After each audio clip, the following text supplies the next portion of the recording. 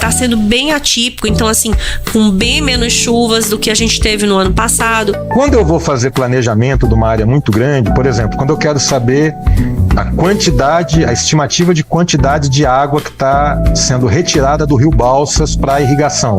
Do ponto de vista técnico, né? Porque assim, às vezes a gente até fica sem argumentos, né? O pessoal sabe que no interior o Tietê é limpo. No interior o Tietê, a água dele é uma água que pode ser consumida, pode ser usada. Obviamente, quando a gente vai dar uma outorga é uma autorização que a ANA dá para rios federais. A ANA dá outorga no Parnaíba, mas ela não dá outorga aí no Balsas. No Balsas é a SEMA do Maranhão. Estado do Maranhão. Uhum. Cada área, cada profissional, ele acaba pontuando de uma forma diferente. Mas a água doce no planeta vai acabar, né? Eu falei, olha, a não ser que venha extraterrestre e tire daqui para levar embora.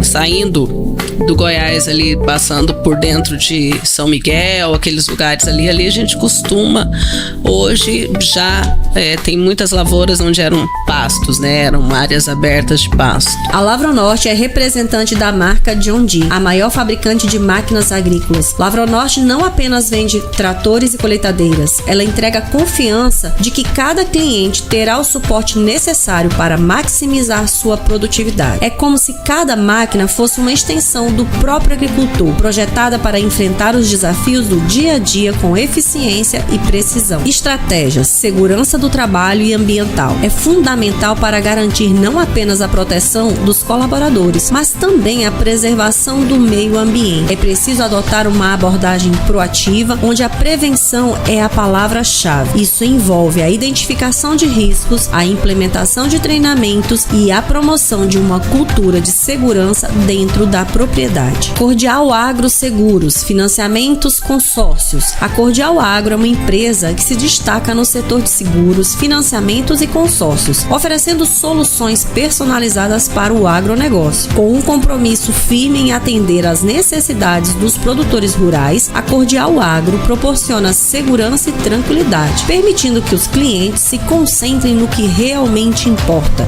o cultivo e a produção. NS Bio Sustentabilidade se destaca por oferecer inovações sustentáveis voltadas para o controle fitossanitário de cultivos. A empresa busca integrar práticas que protejam as plantas e o meio ambiente. Focada em soluções sustentáveis, a NS Bio atua em diversas áreas, como agricultura, gestão de resíduos e energias renováveis, sempre buscando minimizar o impacto ambiental e promover a biodiversidade. Fazenda Laruna é um exemplo inspirador de liderança feminina. Essa abordagem encoraja outras mulheres, mostrando que é possível ter sucesso. A fazenda também pode servir como exemplo de boas práticas agrícolas, inspirando outros produtores a adotarem um método que beneficie tanto a produção quanto o ecossistema. A Agromina é uma empresa reconhecida pela sua excelência na produção e manejo de suínos, com um compromisso firme com a qualidade e a sustentabilidade. A Agromina se destaca em várias áreas, incluindo genética, nutrição e saúde animal,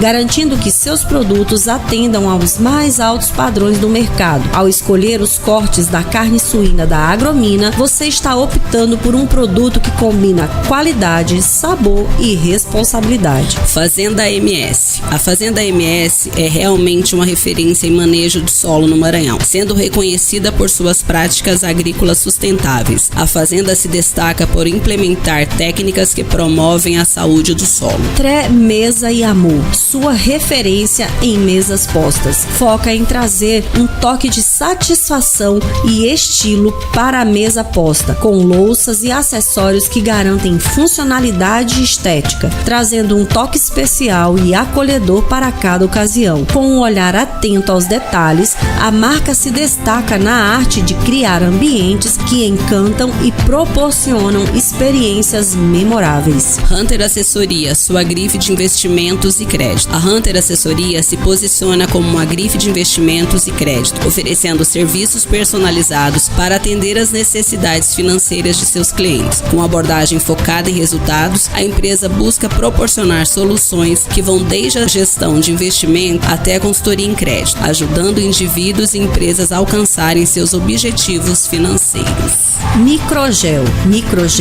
e biotecnologia. É uma empresa que atua na área de biotecnologia, focando em soluções inovadoras para o setor agrícola e ambiental. Os produtos da Microgel podem incluir biofertilizantes, inoculantes e outros bioprodutos que ajudam a otimizar o uso de recursos naturais, reduzindo a necessidade de insumos químicos e promovendo a sustentabilidade. Chama na Butina, o seu programa Cast semanal, né? E aqui, conectando cidade-campo, campo-cidade, hoje nós estamos com um entrevistado para lá de especial, que vai trazer um tema, né? Vamos conversar hoje sobre água, né? Esse que é um bem, assim, universal e que a gente acredita, né? Que todos deveriam, pelo menos, cuidar, né, Lara? E então, para falar sobre isso e muitas outras coisas relacionadas, eu convido aqui o Wagner Vilela a se apresentar. Porque, Wagner, aqui no programa Chama na Butina, o nosso convidado se apresenta, porque ninguém melhor do que você para falar sobre você. Então, conta pra gente quem que é o Wagner, de onde você tá falando, né? E também para pontuar aí onde você trabalha, com o que você trabalha.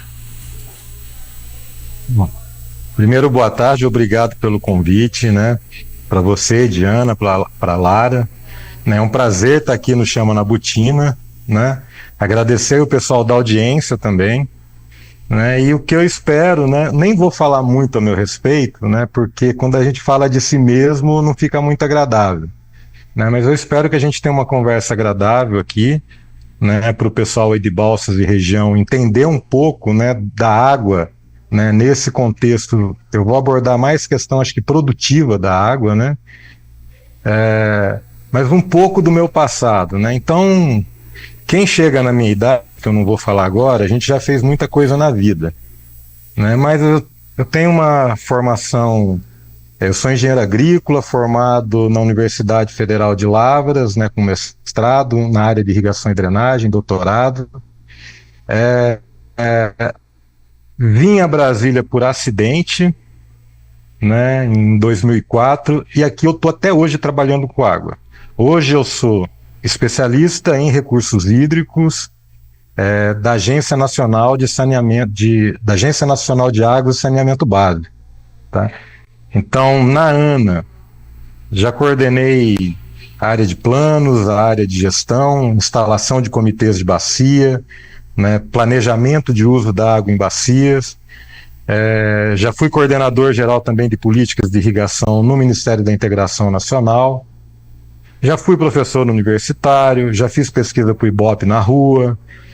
Então, tem um apanhado aí nessa história de vida, agora sempre direcionado com o uso da água na agricultura de forma sustentável, que é a minha paixão. Perfeito. Com essa apresentação, eu disse que ia falar pouco, né? Mas eu já fico imaginando tanto de experiência. Nem quero saber a idade, não. Mas olha, Wagner, antes da gente começar, eu não vou poder perder essa fala minha, gente, né? Porque vamos se organizar. Tem que cuidar da água, né? Porque como é que nós vamos ter cerveja? Né? Não tem água?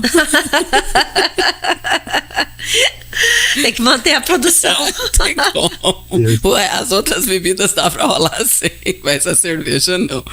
Ai, Wagner, muito obrigada. E a gente gostaria justamente que você começasse com essa questão do que seria a água pro agro. E o que é o agro para a água, até para que as pessoas entendam esse relacionamento. Sim. Eu vou até fazer uma abordagem inicial um pouco diferente, que eu não costumo fazer, porque nós sempre ouvimos essa expressão, água é vida, né? Então, uma coisa que eu sempre falava para os meus alunos ou em alguma palestra é o seguinte, né?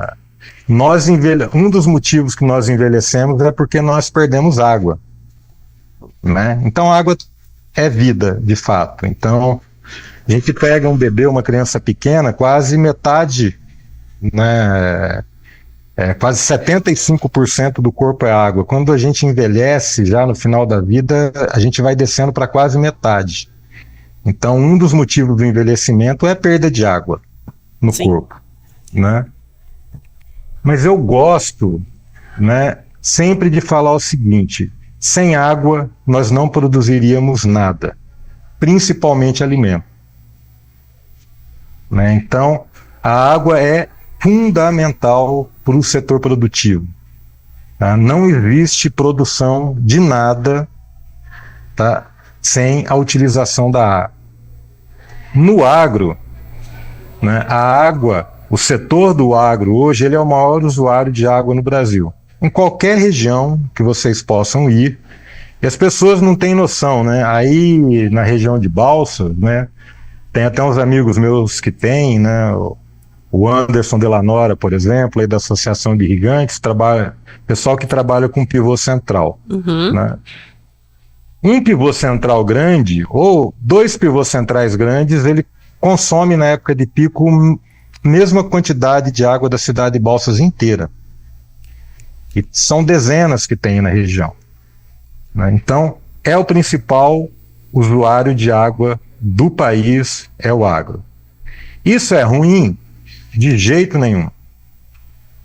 A partir do momento que eu entro com esse insumo água na cadeia produtiva agropecuária, eu tenho capacidade de dobrar produções, de melhorar a qualidade, né? Então, para quem sempre defende questão ambiental, que tem que preservar o meio ambiente, já deveria carregar a bandeira também da agricultura irrigada,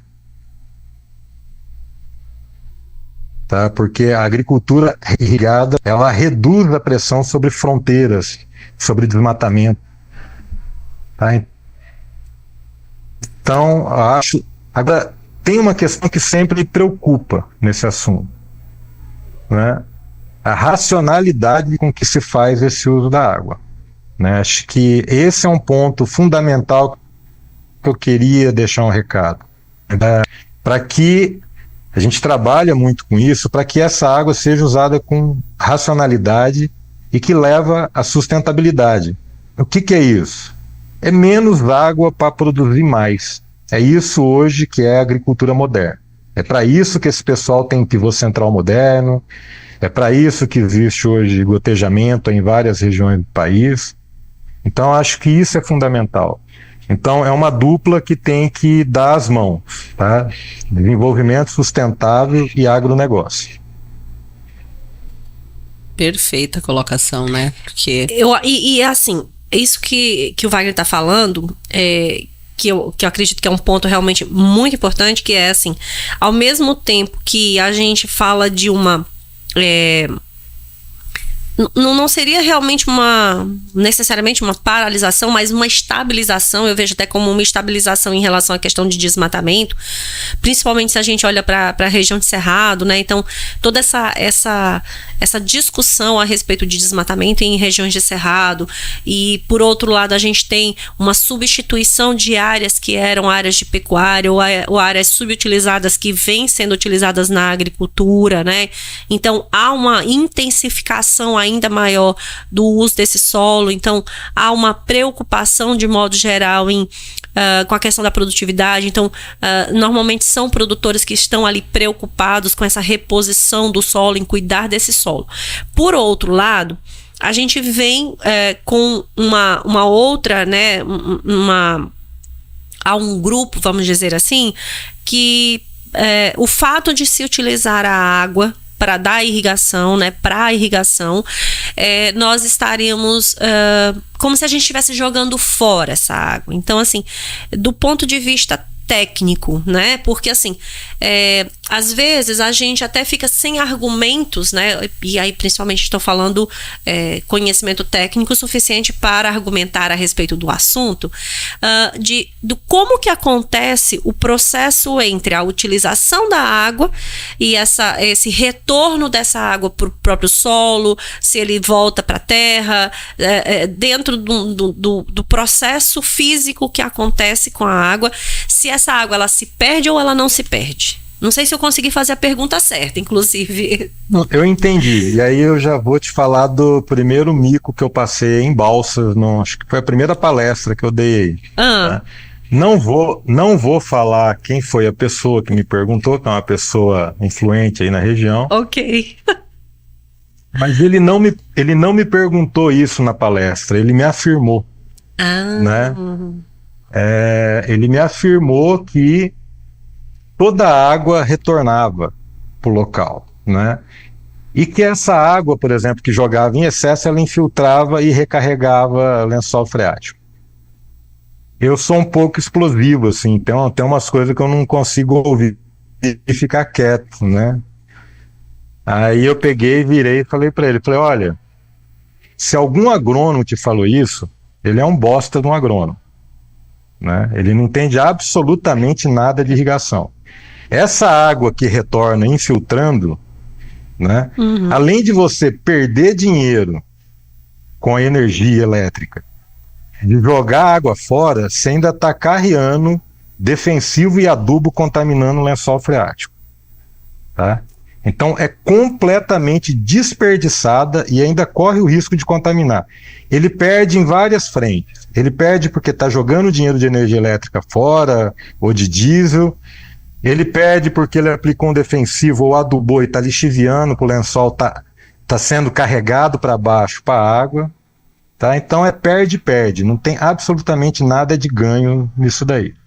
O agricultor que irriga de forma eficiente, ele joga só a quantidade de água que a planta vai absorver e evapotranspirar, ou seja, jogar na atmosfera. Aí entra um conceito que muita gente também defende, mas volta para a atmosfera. O problema é o seguinte, o problema da água é a disponibilidade dela naquele local. Se você tirou, a planta transpirou, né? Evaporou do solo, a planta transpirou, ela foi para a atmosfera, ela não vai estar disponível mais na região. Você não sabe se ela vai precipitar como umidade do ar no oceano, na África, na Amazônia, você não tem controle nenhum. E o problema que a gente precisa da água é garantir a disponibilidade onde existe a demanda por ela. Então, por exemplo, aí na região, se existe uma demanda no Rio Balsas, e eu tirei aquela água dali para irrigação, não vai voltar uma gota para o Rio Balsas. Então, é uma água que não vai mais ficar disponível. Tá? Não sei se eu consegui te responder. Até aí, eu só quero que nessa mesma linha de raciocínio, você continue em relação à questão de... quando a gente fala do rio, por exemplo, a água, ela passou. Naquele ponto onde eu tenho a captação, eu posso afirmar que se eu não tivesse captado, de qualquer forma, ela não voltaria de onde ela se originou.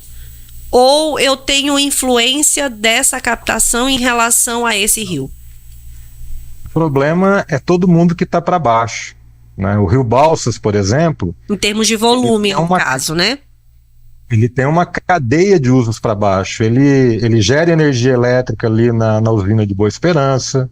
Então toda a água que passa aí, né, ela vai exercer um monte de funções até lá no Delta do Parnaíba, inclusive na manutenção do Delta do Parnaíba.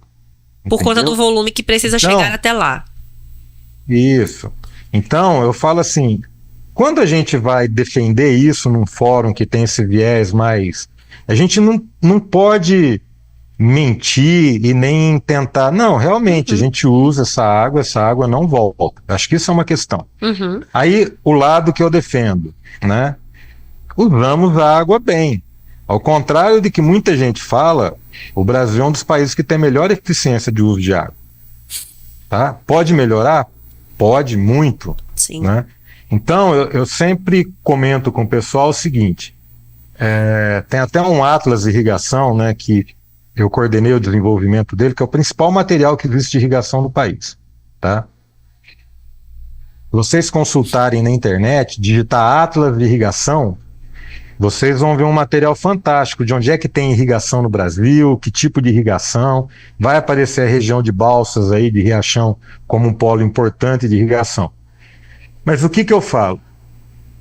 Um produtor, quando ele resolve investir num pivô central, ele já está no topo da cadeia dos melhores produtores que existem na região. Porque é um investimento muito pesado para ele não utilizar a melhor semente, o melhor adubo, fazer a melhor técnica de plantio. Então nós não estamos falando com gente inexperiente, né, e que não tem proximidade com a produtividade. Então, de forma geral, né, a agricultura que eu conheço, a agricultura irrigada no Brasil, usa a água de forma eficiente. Lógico, casos ruins tem para tudo, né? Mas de forma geral, né? Então é por isso que eu defendo. Agora, essa conversa de que mas a água retorna porque ela não é... Não, ela é utilizada num bem, tá, que gera emprego, que gera renda, como em qualquer outra atividade que ela é usada. Então, ela é importante, só que a gente tem que ser honesto com o que acontece com ela a partir do momento que eu tiro do rio, tá? Tem situações piores, né? Quando eu fui em Balsas, por exemplo, né? Você tem a retirada para abastecimento e o que é devolvido? É devolvido água poluída, é devolvido esgoto, Essa porque não é tratado. parte. Entendeu?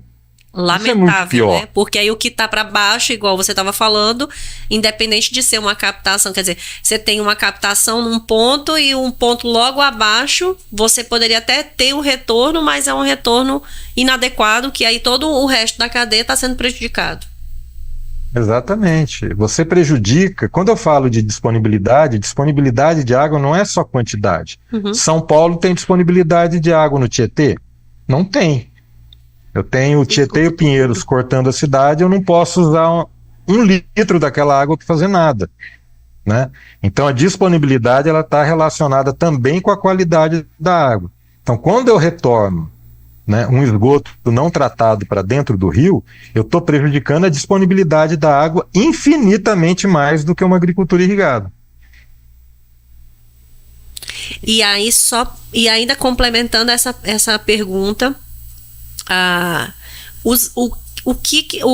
tecnicamente falando também, que tipo de análise nós podemos fazer em relação a um rio? Vamos usar ainda o exemplo do Rio Balsas. Vamos dizer que eu estivesse captando do Rio Balsas para fazer a irrigação de 1 hectare, só para a gente simular um exemplo. Como que eu faço a análise do impacto dessa captação que eu estou fazendo? Então, por exemplo, nesse 1 hectare, o volume que eu vou consumir, o volume de água, ele é limitado ao tamanho da área, ao tamanho do sistema. Como que é feita essa análise? E também essa análise do impacto em relação a essa captação no rio. Tipo, eu vou fazer uma análise de volumetria, de quantidade de água que passava, litros por segundo antes do ponto de captação, e também faço uma análise pós o ponto de captação, para tipo verificar vazão. Você tem várias formas. A irrigação, né? Obviamente, quando a gente vai dar uma outorga é uma autorização que a ANA dá para rios federais. A ANA dá outorga no Parnaíba, mas ela não dá outorga aí no Balsas. No Balsas é a SEMA do Maranhão. Do estado do Maranhão. Isso. Isso é feito com base na disponibilidade de água que o rio tem e qual o impacto que aquela retirada vai ter. Tá? Quando eu vou fazer planejamento de uma área muito grande, por exemplo, quando eu quero saber a estimativa de quantidade de água que está sendo retirada do rio Balsas para irrigação, por pivôs, por exemplo, desde lá da cabeceira, tá? Eu posso fazer isso por área, né? Aí eu tenho dados de evapotranspiração, a cultura e a área. Então eu consigo saber o volume de água que aquela área precisa e a vazão que ela vai precisar. Então eu consigo muito tranquilamente, e hoje em dia, a evolução de imagem de satélite que a gente tem, hoje a gente está calculando até a transpiração da planta por imagem de satélite. Sério? Né? Então a gente está chegando a um ponto, né, que eu não preciso sair do meu escritório lá na ANA para saber qual que é o consumo de um local. Só que assim, quando né? Isso vale não só para agricultura, isso vale para indústria, para saneamento. Hoje, a gente já tem a obrigação de fazer o monitoramento. O que é?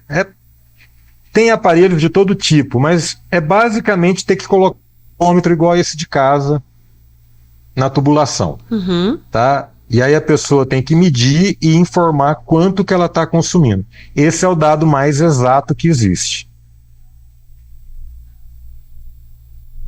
Nossa, você falando, Wagner, eu aqui já imaginando os rios, imaginando toda essa situação, porque para entender como esse processo é favorável para um setor, que no caso o agro e a questão de alimentos, e ao mesmo tempo tão desrespeitado dentro das cidades. Você deu o exemplo aí, né, de São Paulo, e a gente sabe de vários outros exemplos. Então, o pessoal sabe que no interior o Tietê é limpo. No interior o Tietê, a água dele é uma água que pode ser consumida, pode ser usada. Mas o que eu queria entender também de você é o seguinte, ela tem a possibilidade real de acabar, se como todo mundo fala, justamente por causa desse mau uso dela. Eu digo, quando eu falo mau uso... Ou até os fatores, né? Que podem também fatores. Mas assim, na questão de usar ela de forma não consciente, né? Na questão de ao invés de varrer, essas regrinhas que a gente sabe, mas muitas vezes, né, na questão de lavar carro, muito tempo no chuveiro, babá. Mas esse risco ele é de fato um risco?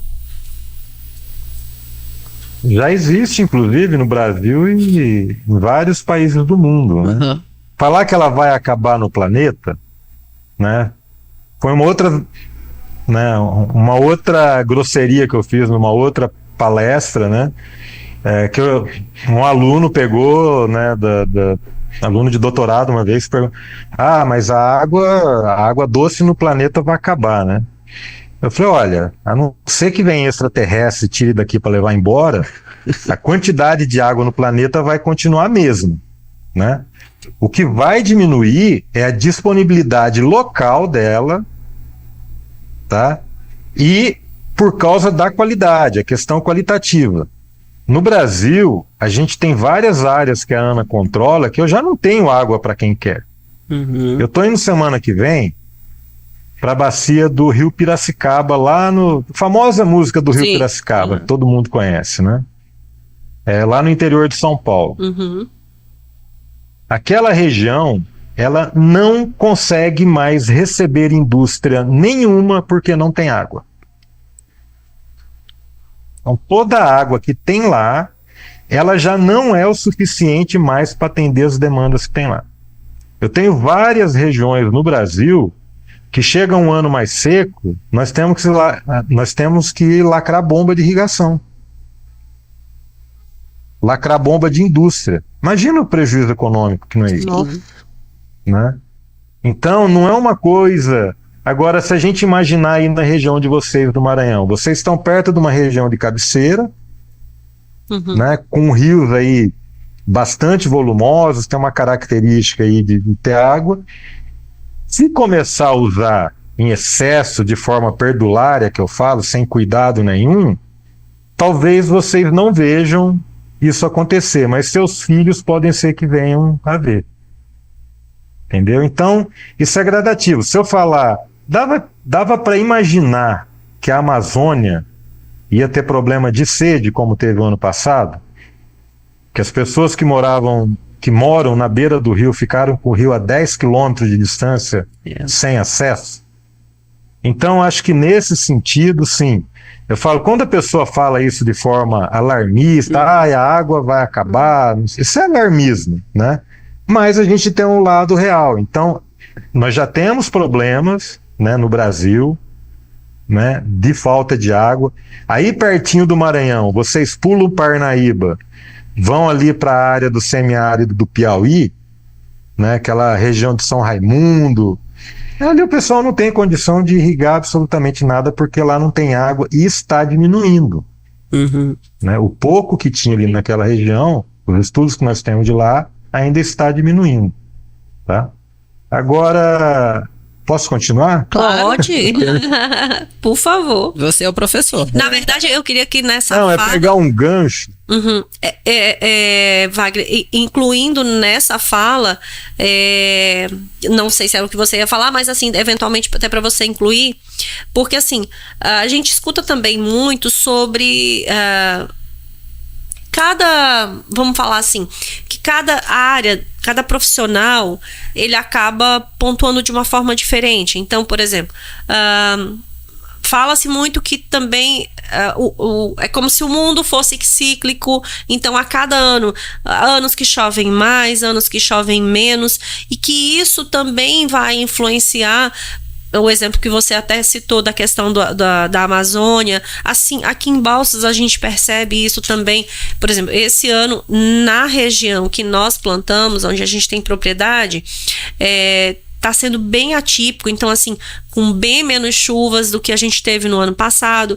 Então essa alternância, o fato dessa alternância não ser ano sim, ano não, às vezes são 2, 3 anos com mais, às vezes 2, 3 anos com menos chuvas, e isso também corrobora nesse sentido de ter uma oferta maior ou menor dessa disponibilidade também? Sim. Em algumas regiões do Brasil, a tendência, né, se você tiver um pluviômetro, provavelmente tem lá na fazenda, quando você fechar o ciclo chuvoso, não vai variar muito, né, entre os anos. Né? Variação 200 milímetros, 300 milímetros, mas não é uma variação severa. O problema que está acontecendo é a severidade do evento. Às vezes você fica... Outro dia aqui em Brasília, né? Nós ficamos 3 semanas sem cair uma gota d'água.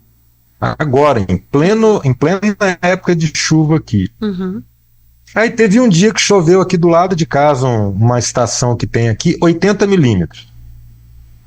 Se você for pegar o dado e não entender, você vai pegar e falar, não, mas choveu bem naquelas 3 semanas. Por que o pessoal lá está reclamando? Entendeu? Então, essa questão de mudança climática que a gente está vendo, o problema dela maior, né, são esses eventos severos, de ficar mais tempo sem chover, mais quente, as concentrações, né, com a temperatura maior, e de repente chove muito. Então, esse é o grande problema. Sim. E isso a gente está assistindo, né? Isso há 20 anos atrás, quando eu vim para Brasília, 22 anos atrás, eu não acreditava muito, né? Só que a gente vai tomando pancada todo dia, entendeu? E a gente tem que ter coragem de mudar de opinião, né? Verdade. Então, essa é uma questão, assim, que eu mudei de opinião, né? Eu falo isso com meus amigos, eu não tenho vergonha nenhuma. Até para eu poder conversar com meus amigos do agro, do tudo, para o pessoal tomar cuidado, né? Então, a irrigação, por exemplo, é uma maneira... E está explodindo a irrigação no Brasil exatamente por isso. É uma maneira de você prevenir de que esse período que você não vai ter muita chuva, você já imaginou ficar 1 mês sem chover na época de florada da soja? E você já... A perda de produtividade que isso não ocasiona, não acarreta? Perdeu foi tudo. Então, é esse o perigo que está acontecendo. Tá? Eu só vou voltar... um passo atrás, né, naquele momento lá porque eu ouço muito, e isso foi um outro motivo de um desconforto danado que eu passei em Balsas com uma outra figura aí proeminente da cidade, e eu usei uma expressão, aí quando a gente foi almoçar na churrascaria, ele virou para mim e falou, pô, eu faço isso, né?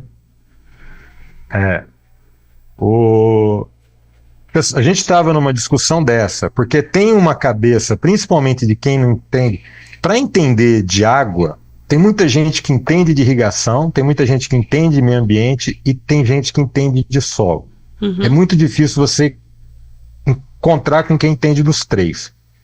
Eu, graças a Deus, eu fui obrigado a entender dos 3 pelo caminho que eu tive que percorrer. Sim. Tá? Então, assim, você tem um problema, se você tiver lá na sua fazenda uma contaminação do rio que você tem lá, do córrego, poucas pessoas vão ver. Se essa contaminação é dentro de uma cidade, então visualmente, politicamente, o saneamento incomoda muito. E realmente essa poluição da água, né, ela é um dos principais problemas. Agora, um problema seríssimo que a gente tem e que ninguém toma providência, né? Eu acho que um dos únicos estados que adotou uma providência foi o Mato Grosso do Sul, há um tempo atrás, é pecuária mal feita. Né? E aí a expressão que eu falei aí na minha palestra, que desagradou quem estava organizando o evento, né? É que eu chamei que tem um pessoal que é gigolô de vaca, entendeu? Que não entende que o capim é uma cultura, que eu tenho que adubar, que às vezes eu tenho que calcarear, às vezes eu tenho... Às vezes você tem que subsolar, mas você tem que tratar ele como uma cultura. Sim. Tem que fazer terraceamento, tem que fazer contenção, né? Por quê? Vocês imaginam um boi aí com 800 quilos, né? Com o peso dele em cima de 4 patas andando para lá e para cá. Ele transforma a área de pastagem como se fosse asfalto. Tá? O que acontece? Isso não parece muito importante para a água, né, para os rios. A água, ela precisa de oportunidade para infiltrar. O maior reservatório que existe é o solo. Então, a cada caixa aí, vamos colocar aí com 1 metro cúbico de solo, né, metade dela armazena água. Aí em balsas que vocês têm solos aí de 50, 60, 70 metros de profundidade, vocês imaginam o que é isso? E quando você não faz essa conservação do solo na pastagem, essa água bate e vai embora. Sabe quem é que gosta disso? Operador de hidrelétrica, porque enche a barragem dele. Para a agricultura, isso é um inferno, porque isso mata rio, né? Eu tive a oportunidade, né, na época que eu coordenava planejamento aí de recursos hídricos no Brasil todo, de fazer sobrevoos rasantes aí nas principais bacias do país. A maior morte de rios e de nascentes que eu vi em todo sobrevoo que a gente fazia era em área de pastagem degradada. E tem muito. Tem rios, infelizmente. Tem um rio que chama Sepotuba lá no Pantanal, nas cabeceiras lá que abastecem o Pantanal. O Sepotuba, ele chegou a perder 80 quilômetros de leito. É muita coisa. E o principal motivo é pasto degradado no entorno dele. Uma nascente, né? Eu sou cristão, sou católico, acredito em Deus, né? Mas a água Deus criou, só que se a gente não cuidar, a nascente, se você não tiver oportunidade para a água infiltrar, não existe nascente. A nascente, ela nada mais é do que o lençol que está ali embaixo, o momento que ela cruza e sai do solo. Isso é uma nascente de água. Entendeu? Se a água não infiltra, aquele lençol ele vai afundar cada vez mais. E essa nascente vai chegar um momento, ela vai se afastar até desaparecer. Eu lembro de um trabalho que eu fazia isso ainda na época da graduação. Eu fiz um trabalho de extensão rural lá em Minas, num lugar que tem muita fazenda antiga. E nós estávamos tentando e lá é pecuária leiteira. Nós estávamos tentando convencer os produtores a entrar num programa para fazer terraceamento nos sítios e fazendas lá.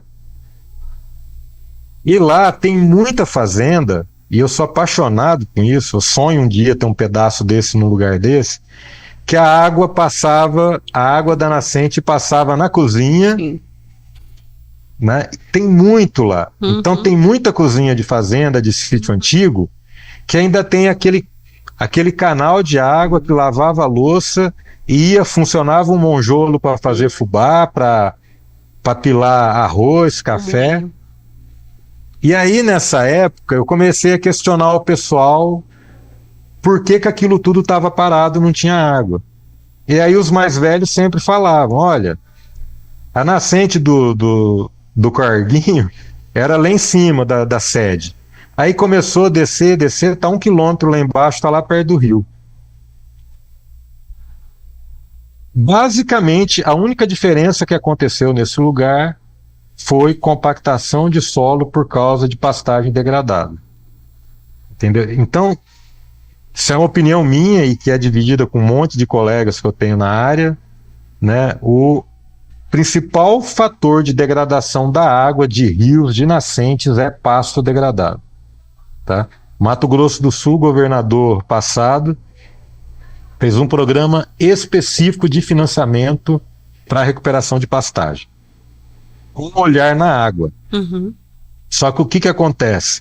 Quando o produtor ele entra nesse programa, ele começa a ver que ao invés... É um absurdo, gente, né? A gente vive em... Isso com certeza tem na região de Balsas aí também. Você tem produtor que está praticamente com boi por alqueire, um lugar muito degradado. Não No máximo, vai ter comida 2 pro por bicho. alqueire. Não tem comida pro bicho, não tem como, né? Ah. Absurdo. Se você tem um local... E aí eu não tô falando, o cara ele não tem que tratar como ele trata a soja, entendeu? Ele tem que tratar como trata o pasto, só que ele tem que tratar o pasto como cultura. Ele consegue colocar 4, 5 cabeças por alqueire tranquilo, tem comida, né? Fora Mas aqueles isso dá produtores trabalho, que, na né? verdade, nem a pastagem tem, que criam solto, né, comendo o que tem no mato. Então, assim, é realmente lamentável. E ainda a gente vive aquela situação da tal do... Não é nem a roça do toco. Quer dizer, cria o gado de qualquer jeito e coloca fogo na pastagem, porque ela vai rebrotar. Então, assim, é realmente uma cultura antiga, né, no sentido cultural mesmo, não de cultura de tipo de pastagem, mas é realmente uma questão cultural que as pessoas ainda têm e que realmente não agregam nem para o solo e muito menos para a água, né? Não, para a água é um desastre. Isso eu não estou nem especulando, eu estou afirmando. Né? Essa questão, né, até peço aí para quem tiver aí na audiência aí, depois imaginar, né, o que é uma chuva, né, num lugar esponjoso, né, um lugar onde essa água vai infiltrar. Para onde que o pessoal imagina que essa água vai? Exato. Né? Ela vai recarregar lençol, ela é toda absorvida, né? Você impermeabilizou, é só a gente ver na cidade, o asfalto. É o que eu ia comentar, da questão hoje dos alagamentos. As pessoas falam, não, tá alagando porque eles desmataram para plantar, a conversa é essa, né? Até nisso a gente entrou no rolê da culpa.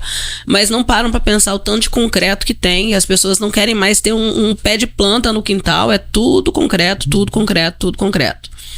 E não tem para onde essa água infiltrar, não, ela vai descer, ela vai ter que descer para algum lugar. Não tem jeito, não tem jeito. E tem uma questão também que eu acho muito importante pontuar, a evolução, né, que foi o plantio direto. Sim. Com as várias técnicas que tem de plantio direto, né? Então isso trouxe uma defesa para a agricultura gigantesca. Entendeu? Então, na irrigação, por exemplo, a gente tem estudos aí do Brasil inteiro, e o Brasil é líder mundial em plantio direto, né? Do tanto, não é só uma questão de aumento de produtividade, o quanto que você economiza de insumo, sim, inclusive água. Economiza muita água, porque você tendo matéria orgânica incorporada, você cria mais lugar para a água ficar depositada. Entendeu? Então, locais onde se faz manejo com plantio direto, não se compara. Nós tivemos um problema uma época, isso faz muito tempo. Tem um rio lá que é Mato Grosso do Sul, que chama Rio Taquari. É um dos principais afluentes do Pantanal.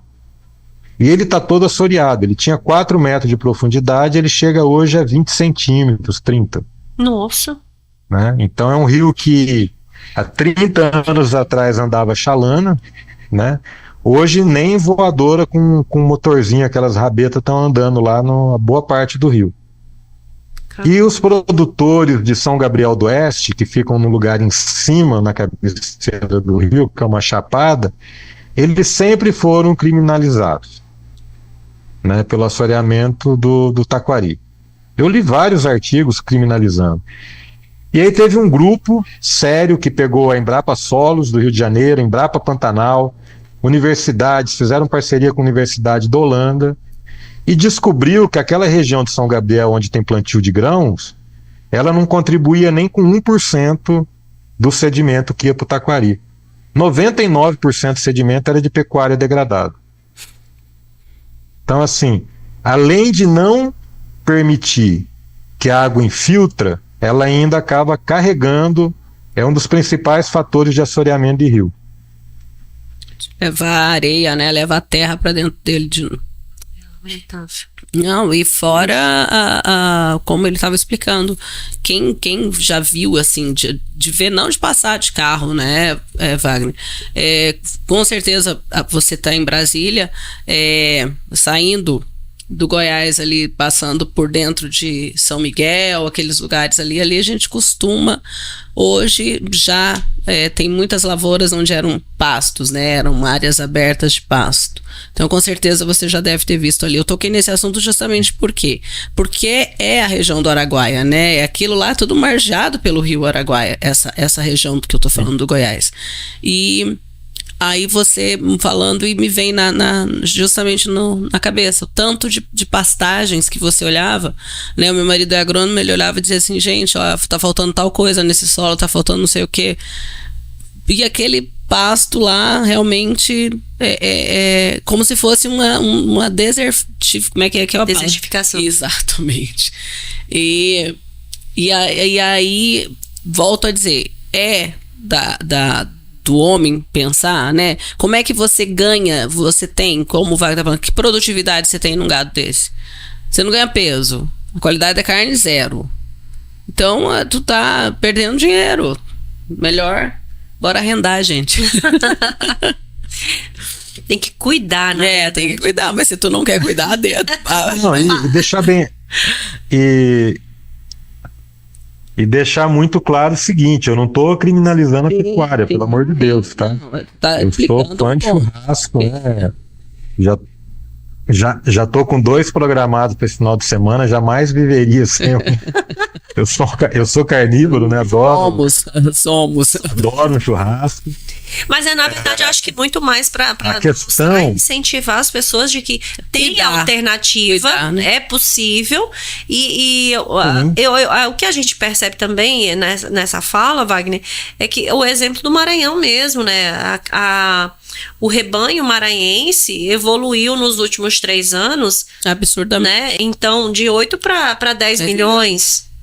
Então, assim, se o rebanho ele está crescendo, como que a gente consegue manter ou ainda crescer sem fazer um uso adequado, correto do solo que está sendo produzido esses animais, né? Então, eu quero acreditar, e aí assim, exemplos que a gente tem na própria região de Balsas são nesse sentido de que são pecuárias de alta tecnologia também, né? Então são realmente produtores que estão aí fazendo o uso adequado do solo, fazendo essas manutenções, cuidando. Rotação. Realmente, assim, claro que tem as exceções, infelizmente elas existem, né? Mas eu acho que fica realmente um recado para essas pessoas, né? Porque esses recados eles são para os produtores da agricultura e são para os produtores da pecuária também, né? Então, a gente fala aqui, Wagner, que assim, laranja podre a gente vai ter em todo e qualquer setor. E a gente está aqui para falar exatamente que nem todo mundo faz certo, mas que tem muita gente fazendo certo. E é nesses exemplos que a gente quer se basear. A gente quer multiplicar os bons exemplos. E é isso que você está pontuando aqui e vai ficar realmente de alerta para todo mundo nesse sentido. E aí me veio um questionamento aqui, eu estava lembrando, você estava falando o exemplo lá de Minas Gerais, inclusive, da questão dessa água que nasce ali, que passava pela propriedade, que estava ali, que cada vez mais ela foi se afastando. O uso, por exemplo, de de contenções, de barragens, por exemplo, ela pode ajudar ou prejudicar nesse sentido? Por exemplo, se a propriedade faz algum tipo de barragem ali para manter mais água, né, para conter essa água, principalmente no inverno. Então, tá chovendo, eu deixo fechado para aumentar o volume de água ali naquele local, mas eu deixo a drenagem daquela barragem, por exemplo, na volumetria que naturalmente aquele riacho, aquele córrego possui. Eu vou contribuir para que eu tenha um aumento dessa água na região da nascente? Ou não, isso não interfere? Não ajuda, né? O único cuidado que eu sempre falo, barragem tem que ser bem feita. Sim. Né?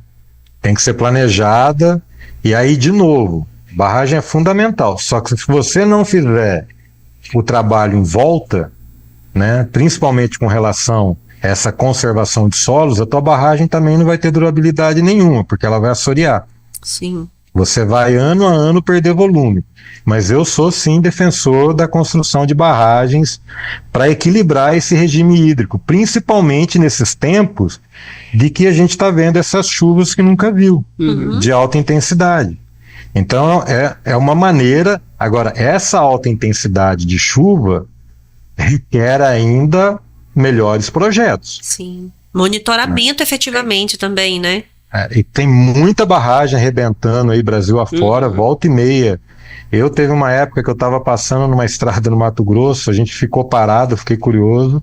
Era uma barragem de fazenda, arrebentou uma na cabeceira, levou as barragens de mais 3 fazendas para baixo. Né? E aí o volume foi concentrando, foi aumentando. Mas eu acho importantíssimo, principalmente nessas áreas que você tem muito uso de água, né? Essas áreas de pivô. Agora é aquilo que você falou, tem que garantir, né? Isso é para reservar para a época que tiver em disponibilidade de chuva. Sim.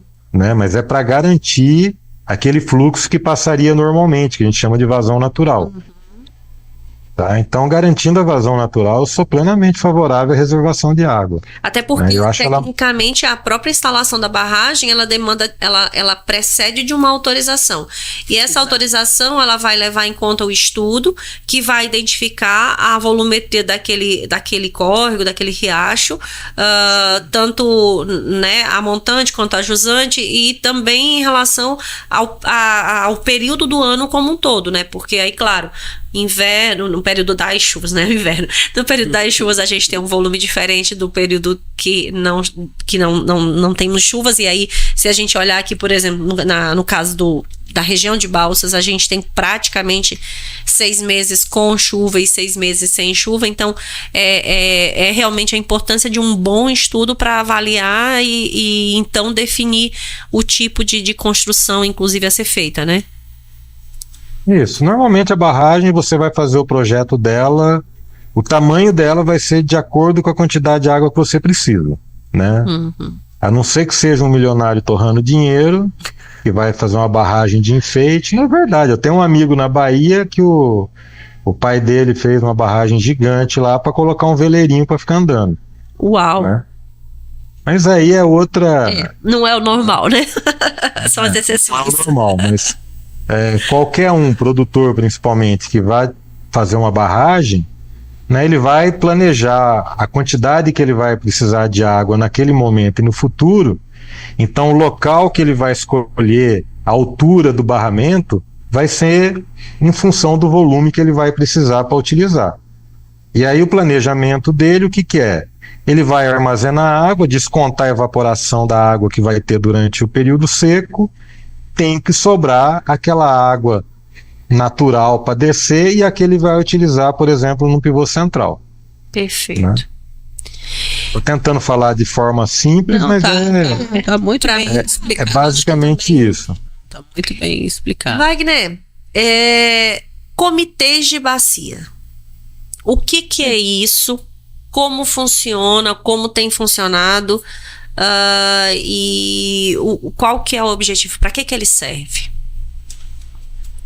Bom, vamos lá. Para as pessoas, né, que não estão muito habituadas com essa área que eu trabalho de gestão de recursos hídricos, vamos colocar que é como se fosse a Câmara de Vereadores, tá?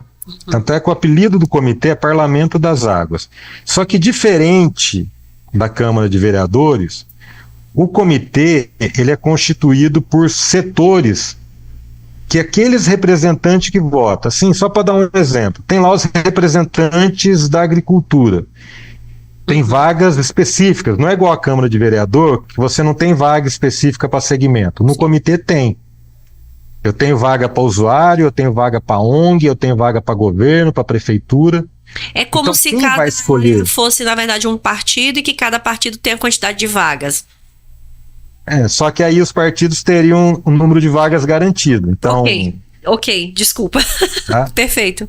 Aham. E aí eles vão escolher esses representantes. Tá? E aí o nome é Comitê de Bacia Hidrográfica. Muita gente nem sabe o que é bacia hidrográfica.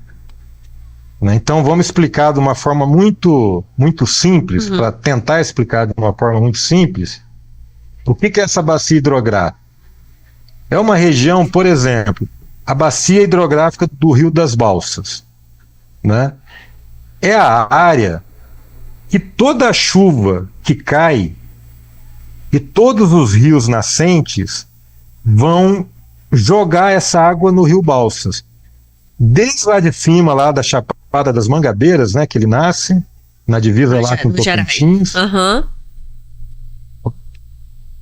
Acho que é Chapada das Mangabeiras que chama lá na divisa. Na divisa, eu não tenho certeza. É que aqui a gente chama Gerais do Balsas. Não é o que vocês entendem melhor aí. Então toda essa área que contribui com água, que vai mandar água ou de rio pequeno, de riacho, ou água da chuva quando chover, que vai cair no balsa. Então ela não respeita limite de município. Tá? Então nós criamos aí, o ano passado, o Comitê do Parnaíba. Isso. O Comitê do Parnaíba envolve o Maranhão, o Ceará e o Piauí. Porque essa bacia do Parnaíba, ela tem pedaços dentro do Piauí, é quase o estado do Piauí inteiro, tem um pedaço lá no Ceará, que é o Rio Poti, corre para lá, e tem um monte de rio aí no Maranhão. E o principal afluente desse rio Parnaíba é o Rio das Balsas. Tá? Então, é essa área. Aí, esse comitê, ele vai ser responsável por fazer a gestão da água dessa área. O que é fazer essa gestão da água? Ele basicamente vai falar o que pode e o que não pode fazer nessa área. Tá? Então vamos supor que eu pegue um comitê que é formado só por ONG, se fosse. Né? De um pessoal contra a irrigação. Não estou falando, eu conheço um monte de ONG que trabalha em parceria. E pode simplesmente decidir que não vai autorizar o uso da água para irrigação na bacia do Rio das Balsas. Entendeu?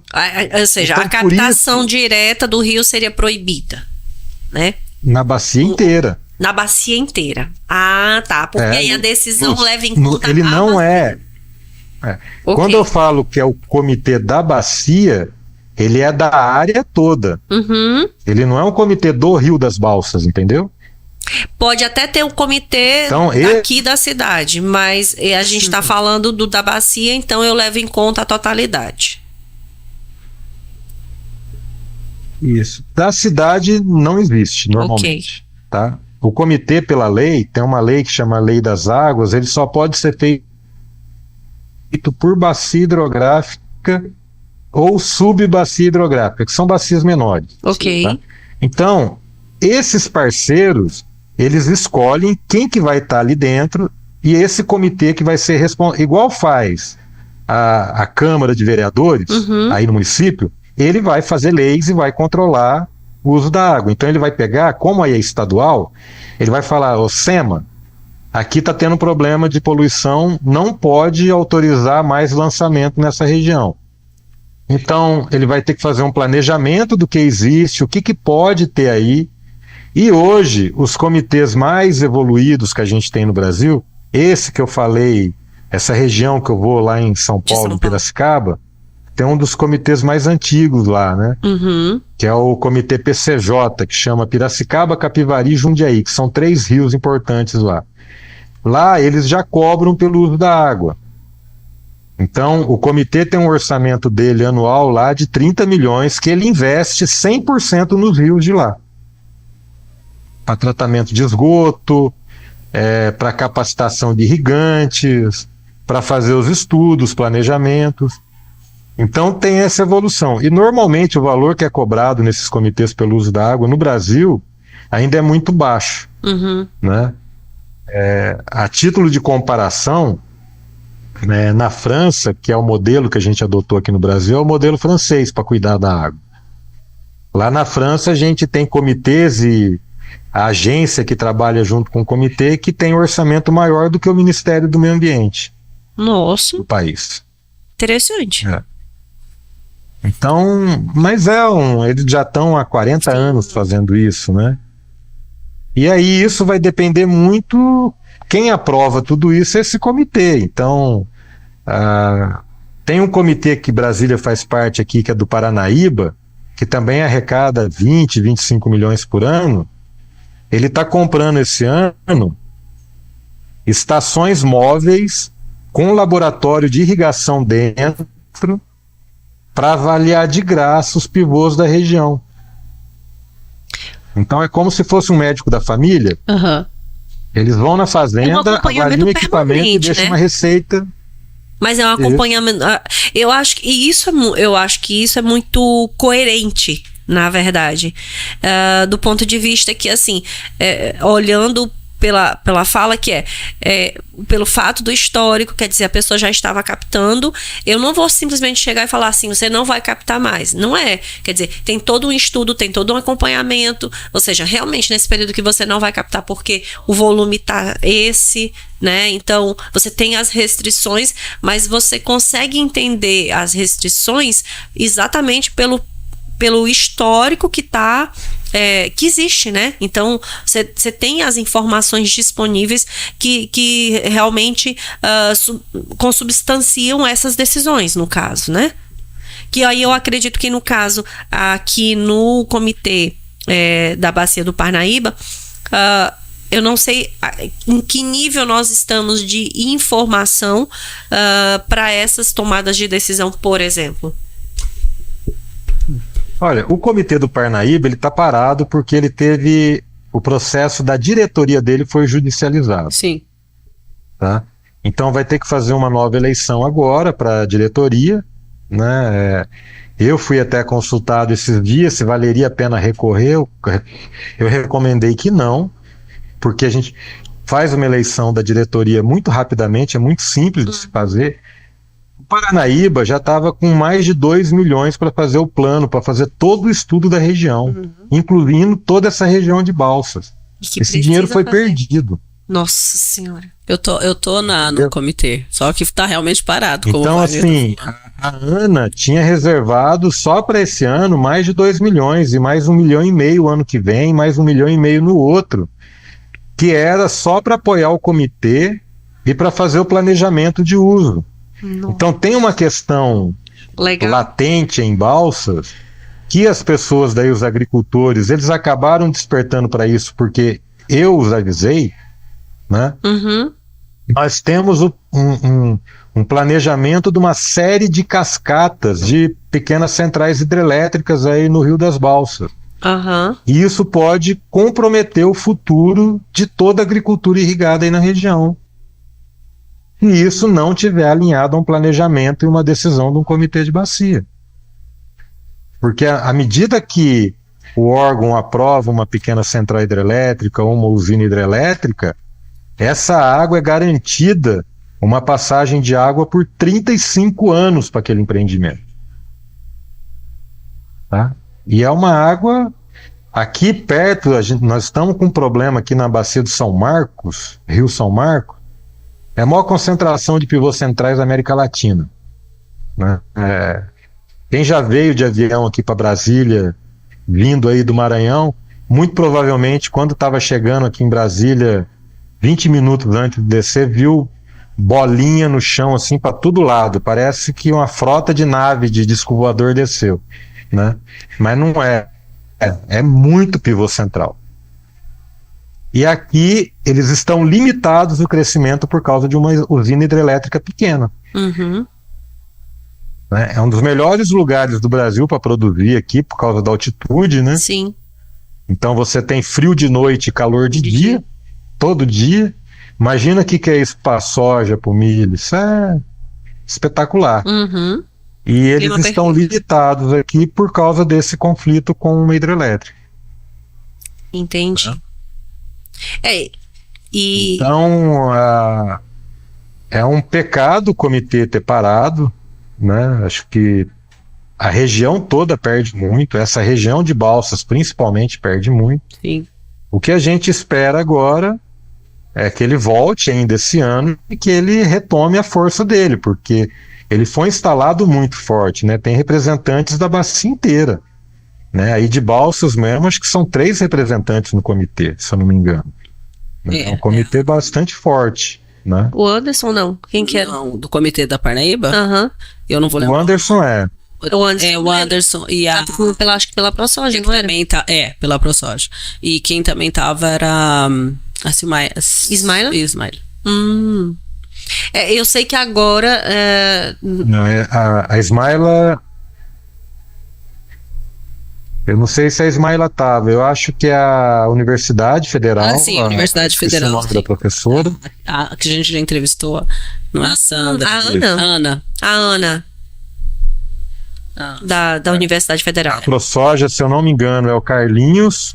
O Carlinhos ou o Anderson. O Marcelo lá. Não, o Anderson é pelo secretário dos pelos irrigantes. Pelos irrigantes.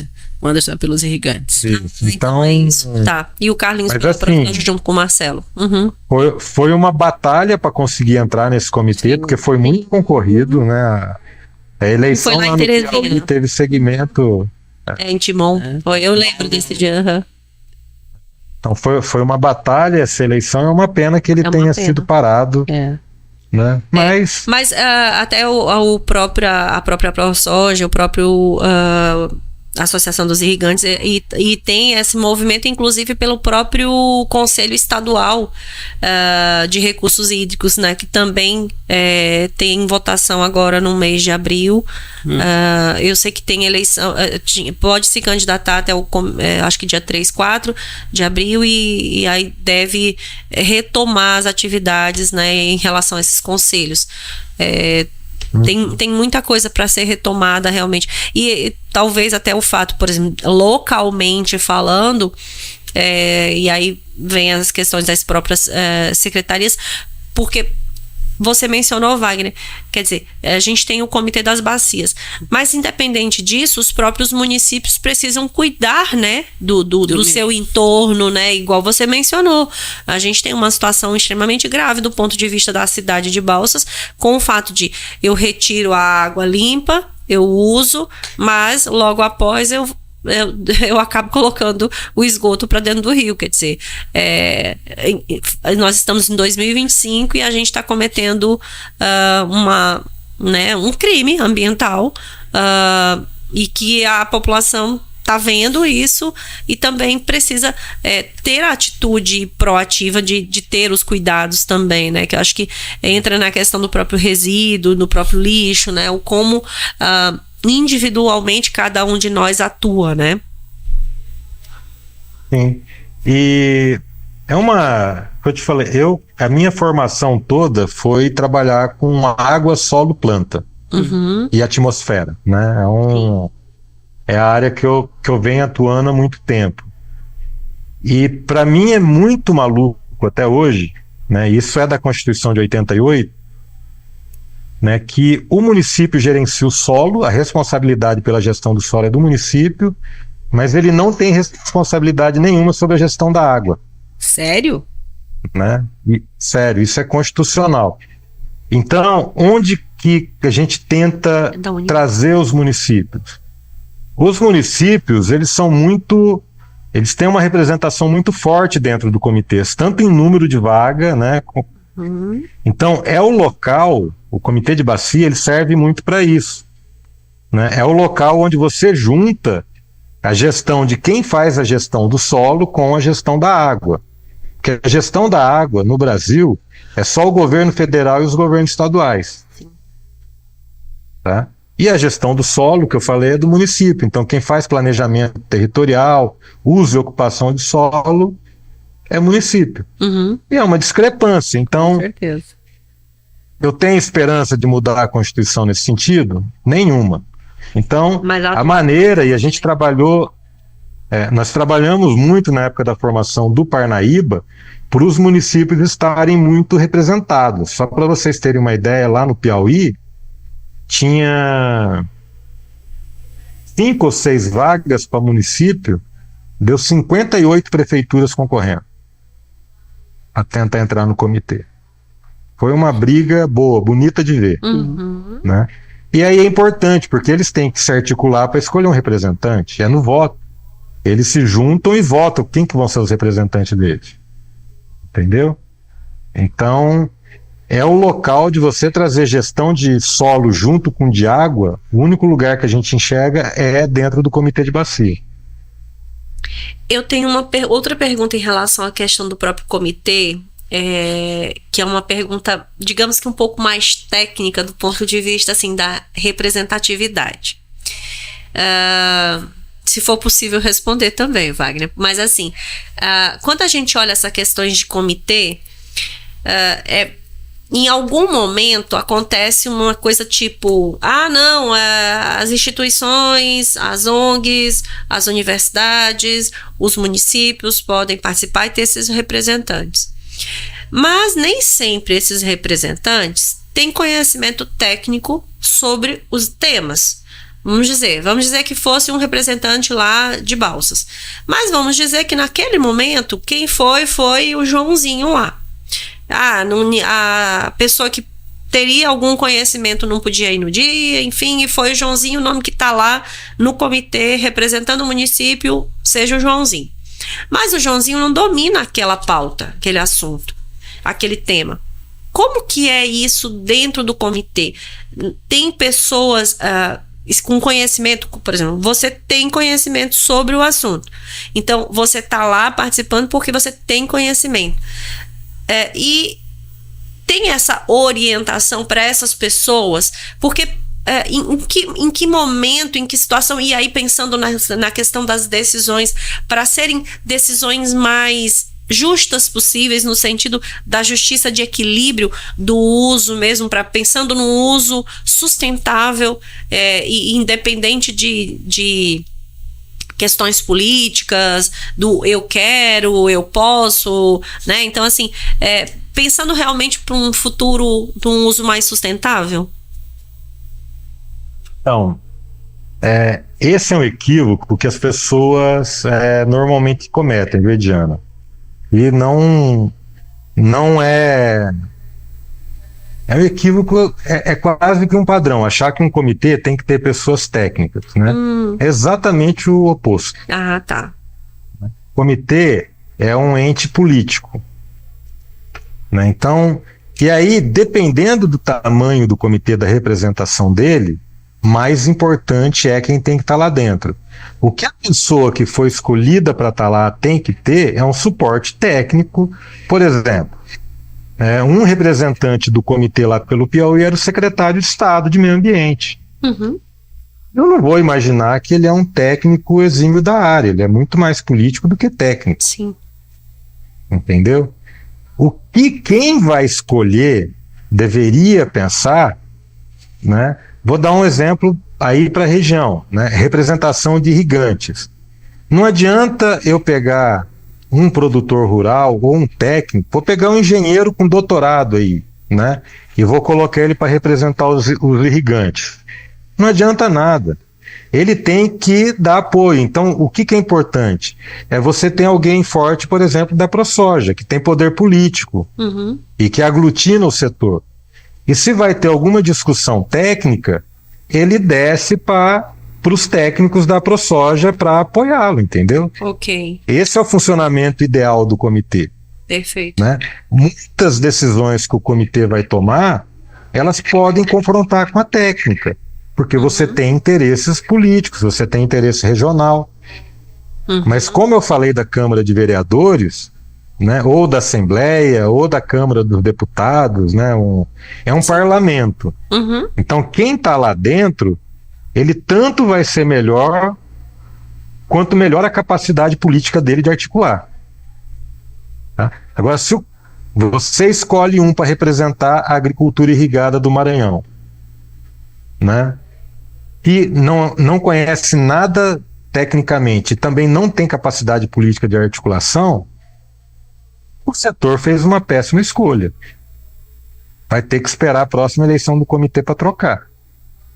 E então, o que a gente faz na eleição? Em quanto tempo essas eleições? Depende do estatuto. Depende do comitê, mas é quase que um padrão 4 em 4 anos. Tá? Mandato de 4 anos. Ok. A eleição, por exemplo, para a agricultura irrigada, aí do Maranhão. O que nós fizemos? A eleição do Maranhão foi em Timon.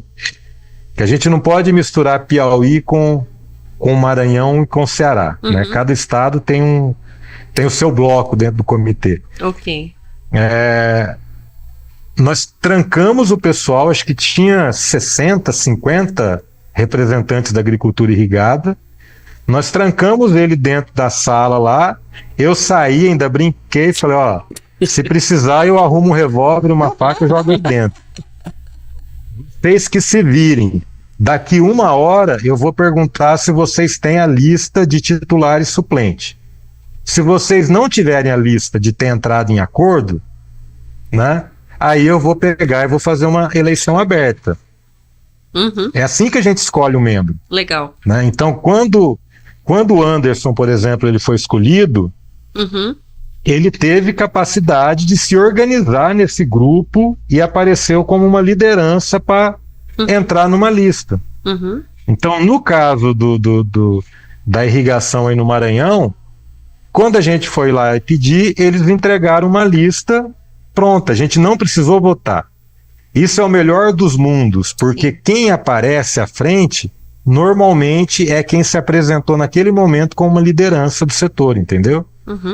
E aí quem o escolheu como liderança é que vai cobrar ele durante o tempo que ele ficar no comitê, né?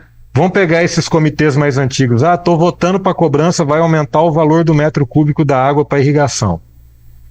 Aí o cara que eu escolhi da irrigação tá lá ajudando por fogo, tem que dobrar, tem que triplicar. Então, são interesses que são... E cada pedaço desse tem um interesse lá dentro. Sim.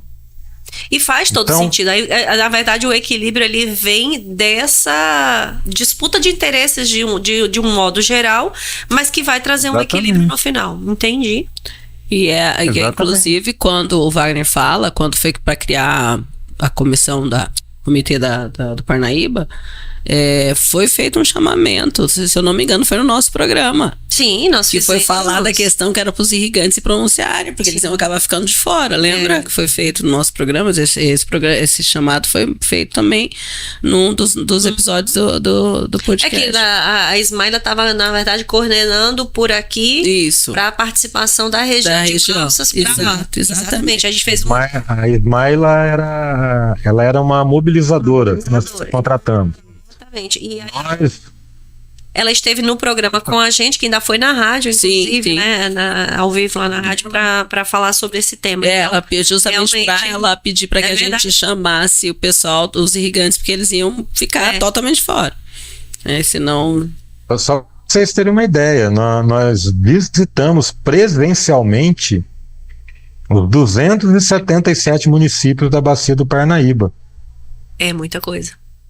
Fomos em todas as prefeituras, todos os sindicatos, todas as associações que tinha de uso da indústria, da agricultura, né, para mostrar, distribuindo material, e depois ainda fizemos rodadas de seminários regionais para explicar, né, o que era o comitê, como é que ele funcionava. Eu tive em Balsas no seminário desse, né, então foi um processo muito robusto, e o Parnaíba, ele elegeu muita gente boa, a representatividade no Parnaíba é muito forte, né? Então ele é um comitê que nasceu para ser forte, né? Se não fosse esse tropeço no caminho, né, ele já era um comitê que já estaria voando. Mas e agora ele vai. Então, torce, né? O que vai acontecer agora é, ele vai haver uma nova eleição, então ele está inativo, ele está paralisado? Está paralisado porque ele não tem uma diretoria colegiada. Né? Então foi feita uma eleição, a eleição foi contestada, né? Foi judicializada e o juiz de primeira instância entendeu que tinha razão. Tá? A parte que estava demandando tinha razão. Eu, inclusive, era o presidente da comissão eleitoral, o processo inicialmente foi contra o meu CPF, inclusive, né? E é contra a Ana. Mas desde o começo na Ana, eu já tinha avisado, porque olha, se isso acontecer, e é natural que aconteça, isso acontece em vários processos, eu não tiro a razão de quem entrou na justiça, é um direito, né? E só que demorou demais, o juiz ficou 1 ano sentado em cima do processo. Morosidade. Se ele tivesse decidido em 15 dias, o comitê já estava com a diretoria eleita em 15 dias, nova. Então agora, a ANA, a Agência Nacional de Águas, está decidindo, mas muito provavelmente deve retomar esse processo, né, e dar posse para uma nova diretoria. Deu posse para essa nova diretoria, o comitê volta a se reunir normalmente e começa a decidir sobre a vida aí do que vai fazer com a água na bacia. Olha, esse nosso assunto é importante. Mega importante. E interessante que a gente conversando aqui, e eu já pensando, né? Vamos pedir pro Wagner fazer uma aula pra gente, pra essa mulherada da rede, para que também a gente entenda isso e replicar toda essa questão da água de forma correta, não fontes da minha cabeça, como algumas pessoas, né? Acham, então, né? Wagner, ficou alguma ponta solta? Assim, muitas. Ficou alguma coisa que de repente a gente não pontuou, porque é um assunto muito vasto, mas o tempo também do programa na rádio não é um tempo gigante, então eu queria que de repente tivesse ficado, se caso ficou alguma coisa que a gente não pontuou, né, que você falasse.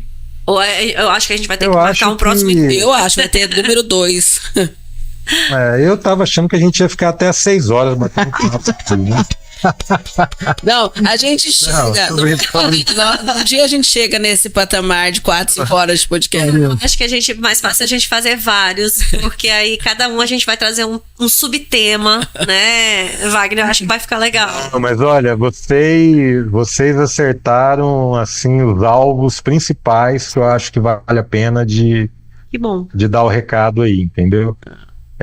A única questão que eu gostaria assim de reforçar, que eu acho fundamental, né? Aquilo que eu falei, tanto do uso da água direto quanto do cuidado com a água no caso de pastagem, né?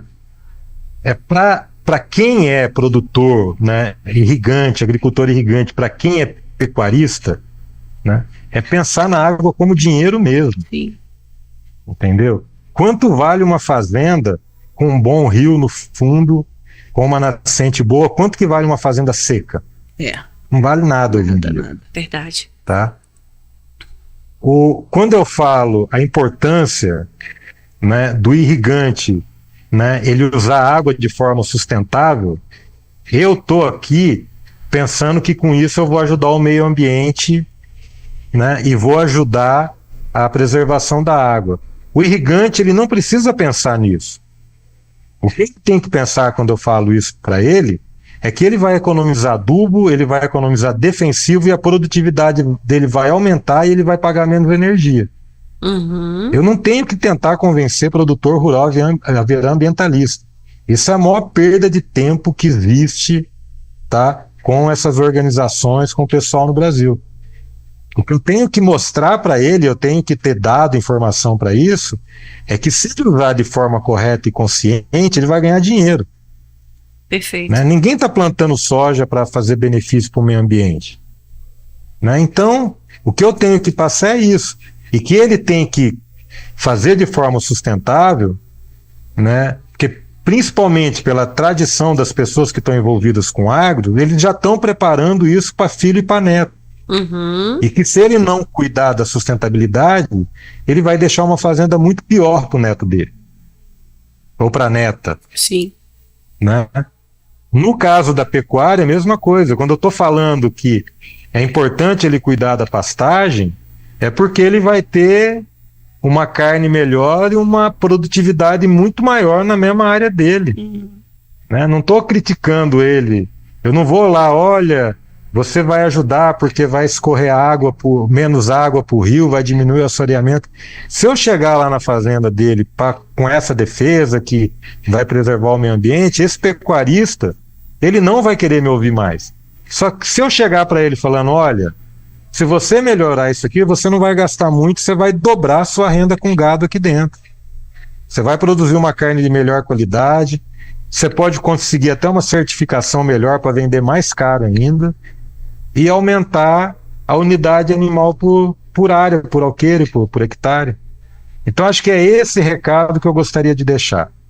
Essa sustentabilidade que eu fico defendendo na irrigação, na pecuária, tá? Para mim tem um sentido preservacionista com relação à água.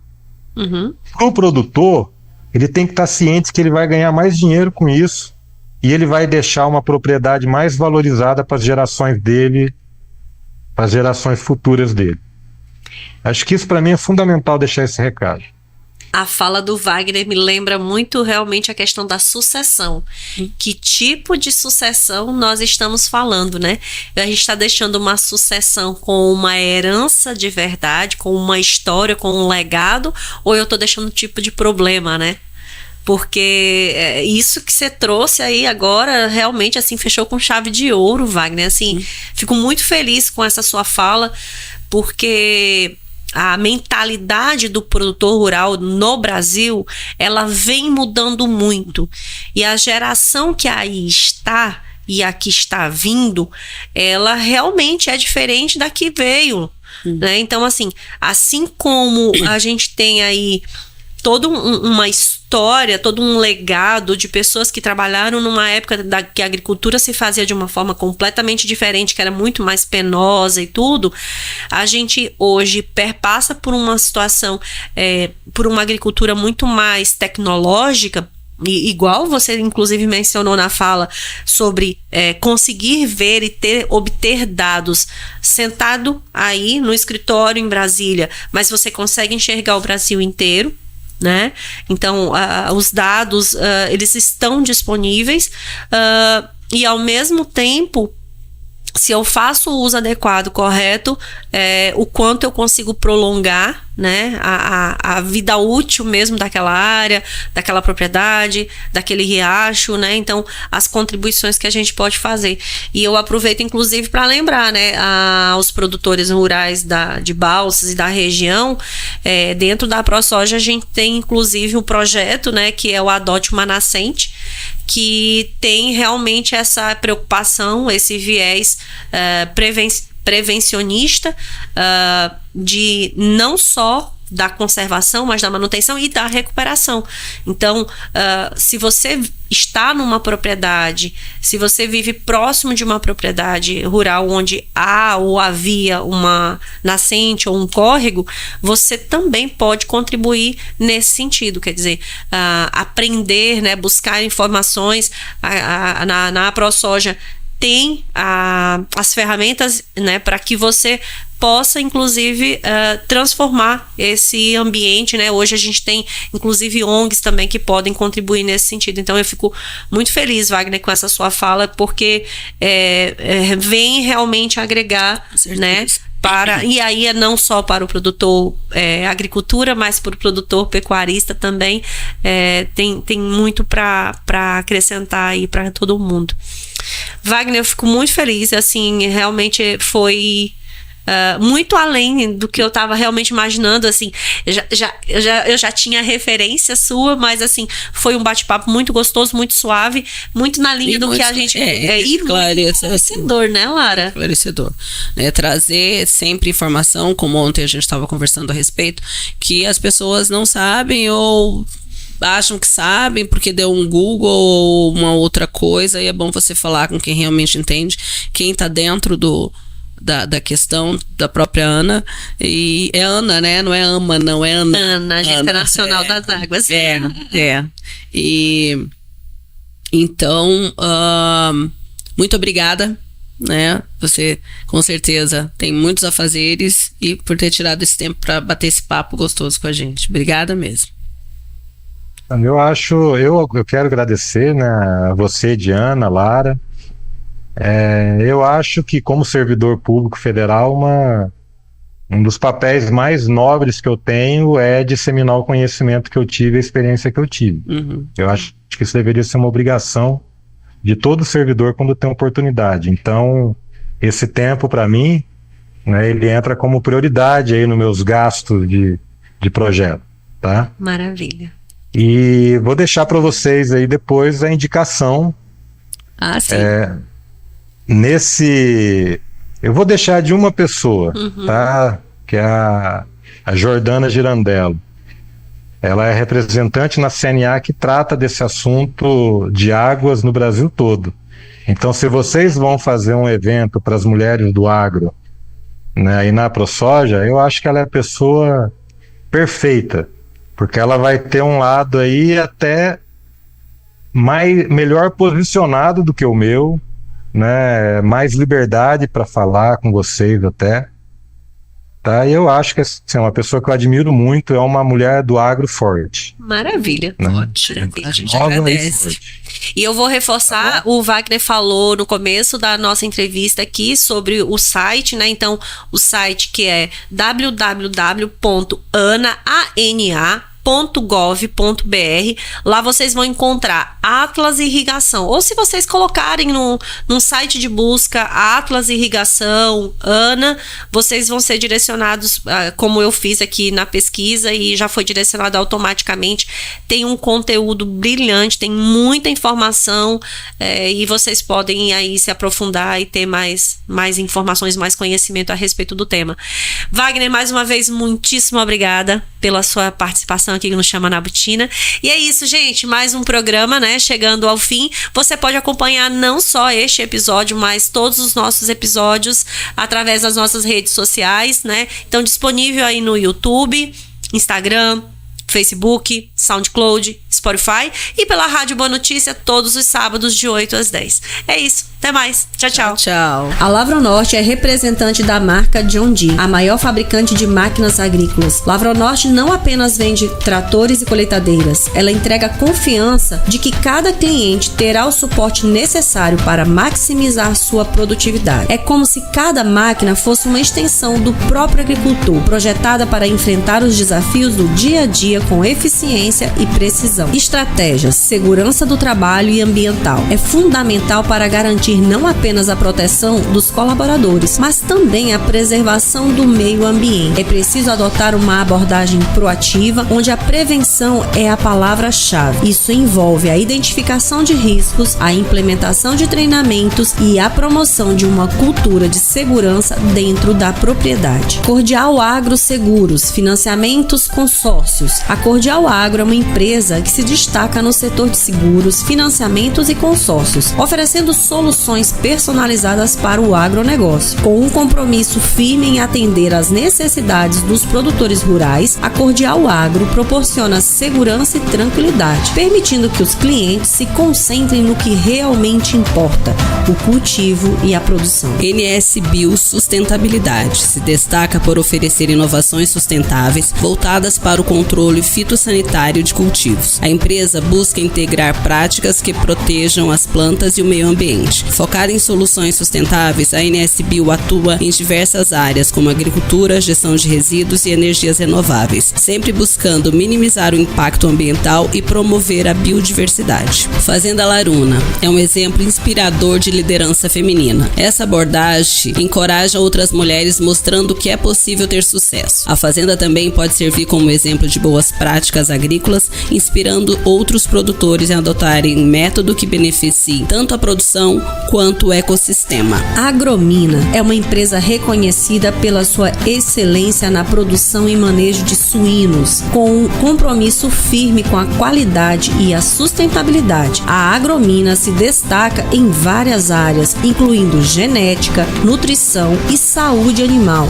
garantindo que seus produtos atendam aos mais altos padrões do mercado. Ao escolher os cortes da carne suína da Agromina, você está optando por um produto que combina qualidade, sabor e responsabilidade. Fazenda MS. A Fazenda MS é realmente uma referência em manejo de solo no Maranhão, sendo reconhecida por suas práticas agrícolas sustentáveis. A fazenda se destaca por implementar técnicas que promovem a saúde do solo. Tré Mesa e Amor, sua referência em mesas postas, foca em trazer um toque de satisfação e estilo para a mesa posta, com louças e acessórios que garantem funcionalidade e estética, trazendo um toque especial e acolhedor para cada ocasião. Com um olhar atento aos detalhes, a marca se destaca na arte de criar ambientes que encantam e proporcionam experiências memoráveis. Hunter Assessoria, sua grife de investimentos e crédito. A Hunter Assessoria se posiciona como uma grife de investimentos e crédito, oferecendo serviços personalizados para atender às necessidades financeiras de seus clientes. Com abordagem focada em resultados, a empresa busca proporcionar soluções que vão desde a gestão de investimento até a consultoria em crédito, ajudando indivíduos e empresas a alcançarem seus objetivos financeiros.